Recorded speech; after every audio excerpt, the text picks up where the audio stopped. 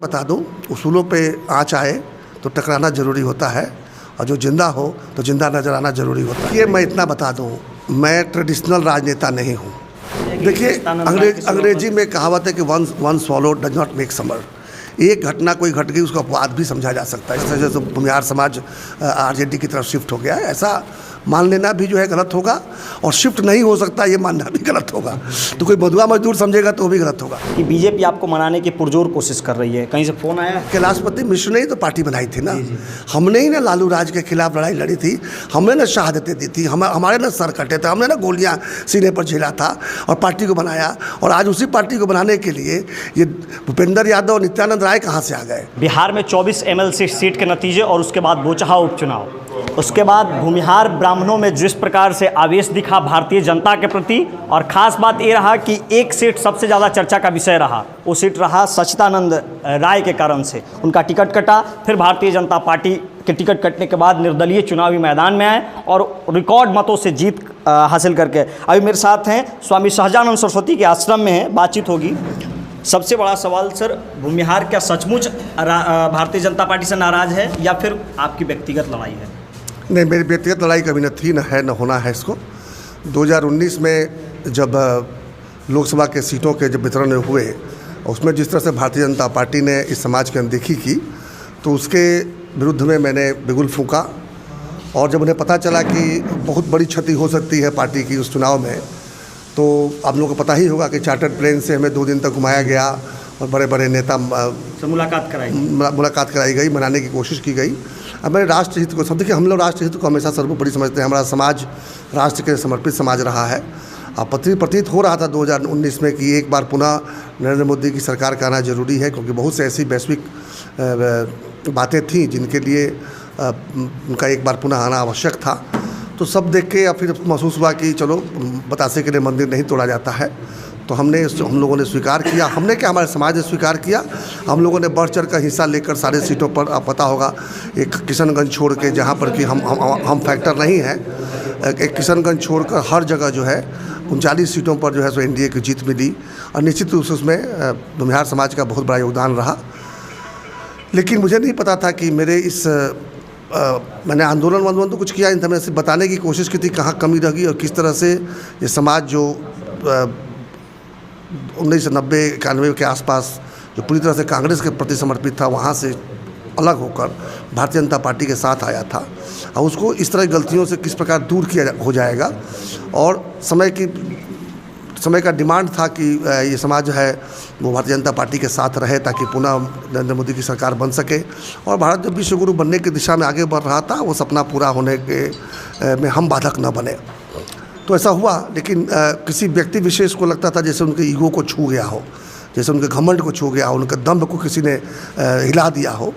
तो उसी समय से तय कर लिए थे कि सच्चिदानंद राय के वजूद को समाप्त कर देना है।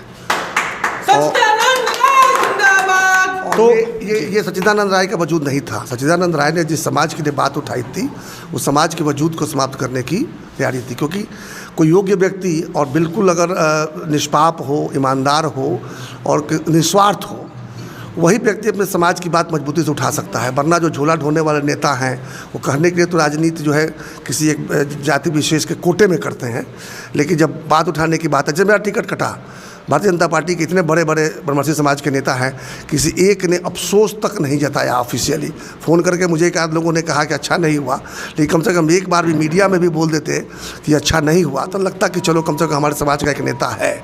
मैंने उतना बड़ा काम किया था, मैंने वो रिस्क लिया था, अपने पॉलिटिकल करियर के उतना बड़ा रिस्क लिया था, जिसके लाभ पाकर 2 लोग राज्यसभा गए, 1 विधान परिषद गए।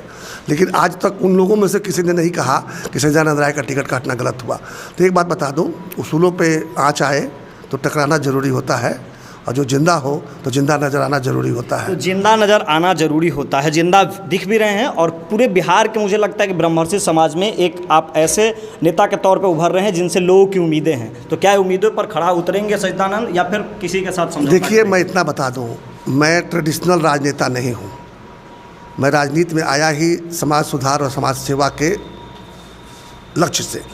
जब समाज सुधार और समाज सेवा का कार्यक्रम मैंने शुरू किया, तो मुझे लगा कि राजनीति एक बहुत सशक्त माध्यम हो सकता है, और तब मैंने राजनीति को चुना और राजनीति ने भी मुझे चुना। तभी मुझे चुनाव जीत पाया 2015 में, और दोबारा मैं उसकी तैयारी में था ताकि ये कंटिन्यूटी बनी रहे, निरंतरता बनी रहेगी, तभी जाकर जिन कार्यों को मैं शुरू किया हूँ, जिन संकल्पों को मैंने धारण किया है, उन संकल्पों को सिद्ध कर पाऊँगा। हम तो आते हैं स्वामी सहजानंद सरस्वती के परिवार से, हम तो उस वंश से आते हैं जो एक बार ठाना सो पूरा किया। उस पर ध्यान नहीं देते कि उसमें कितना कष्ट होगा और कितनी बाधाएँ आएंगी। जो बाधाएँ आएंगी उनको हम सीढ़ी बना लेंगे। हमने हमेशा देखा कि चुनौती को हमेशा जो है अवसर में बदलना चाहिए। जब टिकट कटा तो मैंने कहा बहुत बड़ी चुनौती नहीं है, मेरे लिए बहुत बड़ा अवसर है। यदि मैं भाजपा के टिकट पर जीत कर जाता तो एक MLC बनता। आज जब जवाब दिया, एक करारा जवाब दिया, और जिन लोगों ने ये काम कुकर्म करने का, मैं कहूँगा इस तरह का टिकट काटना, जो व्यक्ति 6 वर्षों से काम कर रहा हो, पार्टी की सेवा कर रहा हो, जब से चुनाव के नतीजे आने शुरू हुए पंचायती राज व्यवस्था के, तो मैं अपने मतदाताओं के बीच में था और पूरी तैयारी थी। अगर एक सीट को अगर पूरा मैंने अगर निश्चित रूप से कोई कहता था कि ये सीट जीतेंगे तो वो सारण का सीट था। और उस समय इस तरह का अपमानित करने का कार्य जब किया तो मैंने समझा कि ये मुझे अपमानित नहीं किया जा रहा है, एक वर्ग को, एक समाज को अपमानित करने का काम किया जा रहा है। और निश्चित रूप से देखिए, कहीं कोई कमी तो रही नहीं। मैं IITian हूँ, तो पूरे बिहार में तो कोई दूसरा IITian तो नेता तो है नहीं। देश में भी खोजेंगे तो और 3-4 लोग मिल जाएंगे, क्योंकि IITian को नेतागिरी करने की ज़रूरत नहीं पड़ती। तो योग्यता की कमी थी नहीं, ईमानदारी की कमी थी नहीं, धन कमाने की राजनीति में आया नहीं हूँ, काम अच्छा करता हूँ, भगवान की दया से पूरी तरह से स्वस्थ हूँ, न ब्लड प्रेशर है, न शुगर है, न कोलेस्ट्रॉल है, तो अब खट सकता हूँ। लोगों ने देखा, दंग रह गए लोग कि मैं इस उम्र में भी कोई नौजवान हमसे टक्कर नहीं ले सकता काम करने में। तो सारी चीज़ें होते हुए जब काटा गया तो मैं समझ गया कि शायद इन लोगों को योग्य लोग पसंद नहीं है। तो हमारी संजोग से हमारे समाज में योग्य लोग ही हैं। हर कोई IIT नहीं जाता, जबकि जो IIT नहीं भी आता वो भी जो है 150 लोगों का नेतृत्व करने की औकात रखता है। तो ईश्वर ने मुझे मौका दिया कि मैं समाज का नेतृत्व करूं, और ख़ास करके जब बाकी नेताओं ने ये पल्ला झाड़ दिया है, जब नेतृत्व करने को तैयार नहीं है, तो मुझे स्वीकार है, मैं नेतृत्व संभालता हूँ। और मुझे पूरा विश्वास है कि जितने भी पढ़े लिखे योग्य और हमारे समाज के जो युवा हैं वो हमारा साथ देंगे। और देखिए, राजनीति कोई ज़रूरी नहीं कि एक दल के साथ ही किया जाए, बिना दल के भी किया जा सकता है, किसी और दल के साथ भी किया जा सकता है, कि लक्ष्य जो है वो नहीं बदलना चाहिए, संकल्प नहीं बदलना चाहिए। एक चीज़ किसी और दल के साथ भी किया जा सकता है। और बोचहा में परिणाम जो है, और कुछ ब्रह्मर्षि समाज के वहाँ पे लोग गए जो राजद के पक्ष पे प्रचार करते हुए नजर आए, तो क्या किसी और दल में कहा जाएगा? देखिए, अंग्रेजी में कहावत है कि one swallowed does not make summer. एक घटना कोई घट गई उसका अपवाद भी समझा जा सकता है। इसलिए मैं नहीं कहता कि वो कोई एक टेक्टोनिक शिफ्ट है कि पूरी तरह से जैसे भूमिहार समाज RJD की तरफ शिफ्ट हो गया है, ऐसा मान लेना भी जो है गलत होगा, और शिफ्ट नहीं हो सकता ये मानना भी गलत होगा। तो कोई बंधुआ मजदूर समझेगा तो वो भी गलत होगा। लेकिन ये ज़रूर है कि समाज की अनदेखी जो भी दल करेगा उसकी कीमत चुकानी पड़ेगी। और जो भी दल समाज के महत्व को समझेगा, निश्चित रूप से हम पुरस्कृत करते हैं। हम तो किसी का उधार नहीं रखते, हम तो किसी का बहना नहीं रखते, लौटाएंगे ही। पिछले दिनों एक खबर सोशल मीडिया पर भी दिखी, और बाकी कई लोग पोस्ट करते हुए नजर आ रहे थे कि BJP आपको मनाने की पुरजोर कोशिश कर रही है। कहीं से फ़ोन आया है? अब है, ये सब बातें तो मैं मीडिया में नहीं बताना चाहता, लेकिन मुझे मनाने की ज़रूरत नहीं है। आप अपनी गलती को जो किए हैं, गलती को सुधार लीजिए। और जो स्थान था, आखिर कैलाशपति मिश्र ने ही तो पार्टी बनाई थी ना। हमने ही ना लालू राज के खिलाफ लड़ाई लड़ी थी, हमने ना शहादतें दी थी, हमारे ना सर कटे थे, हमने ना गोलियां सीने पर झेला था और पार्टी को बनाया। और आज उसी पार्टी को बनाने के लिए ये भूपेंद्र यादव और नित्यानंद राय कहाँ से आ गए? अगर यादव कोई किसी को वोट देना होगा तो लालू यादव क्या खराब है हमारे लिए, तेजस्वी यादव क्या खराब है हमारे लिए? कम से कम इस पार्टी को तो हमारे साथ रहने देते।